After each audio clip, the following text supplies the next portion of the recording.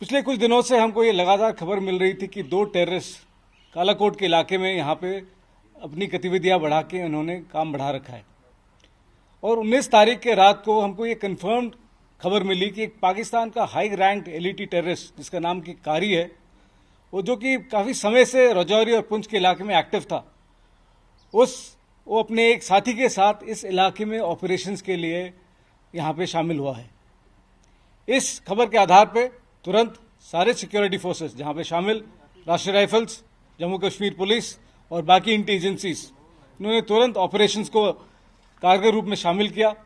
Planning की और साथ ही साथ तुरंत अपनी एक्टिविटीज शुरू कर दी उन्होंने।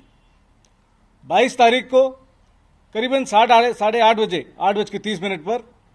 दोबारा जनरल एरिया काबूकोट, जहाँ पे पहले खबर आई थी,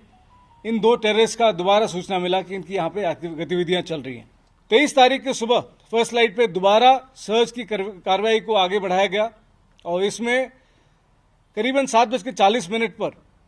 एक टेररिस्ट जो कि उस कॉर्डन के अंदर ही था पर निकलने की कोशिश कर रहा था, उसको हमारे पैराट्रूपर सचिन ने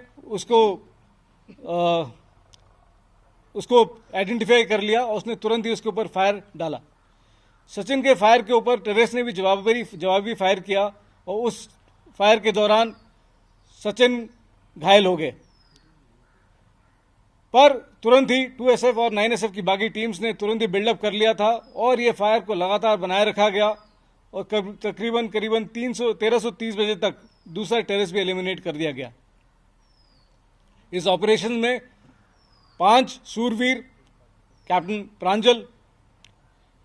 कैप्टन शुभम, हवलदार माजिद, लांस नायक संजय बिष्ट, जो कि हाल ही में बुद्धल के इलाके में भी टेररिस्ट के साथ ऑपरेशन में ही शामिल हुए थे, और पैराट्रूपर सचिन, इन्होंने अपना सर्वोच्च बलिदान दिया। We are very proud of them. They fought well, they fought hard and they fought for their brothers. इन्होंने देश के सर्वोच्च इज्जत के लिए और टेररिस्ट के एलिमिनेशन के लिए जो शहादत प्राप्त की है, हम सबको इनसे प्रेरणा मिलती है और ये यकीन दिलाते हैं आपको कि ये कार्रवाई आगे भी बरकरार रहेगी। ये दोनों ही टेररिस्ट फॉरेन टेररिस्ट थे, जिनमें से एक था जो कि कारी था, वो बहुत ही वांटेड टेररिस्ट था और ये यकीन में आया है कि इन्होंने पाकिस्तान और अफगानिस्तान के इलाके में इन्होंने ट्रेनिंग हासिल की है और कारी एक आईडी एक्सपर्ट भी है और ये बहुत ट्रेंड स्नाइपर भी है। काफी विश्वसनीय सूत्रों से यह भी पता चला है कि कारी मास्टरमाइंड था सिविलियन किलिंग्स जो कि डांगरी में हुआ था इस साल जनवरी में भी। इसके अलावा कांडी के इलाके में जो सिक्योरिटी फोर्सेस के ऊपर भी जो हमला किया गया था, इसके ऊपर भी कारी का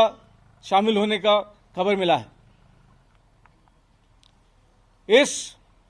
ऑपरेशंस में भारी मात्रा में गोला बारूद, युद्ध का सामान रिकवर किया गया है, जिससे भी ये अंदाजा लगाया जा सकता है कि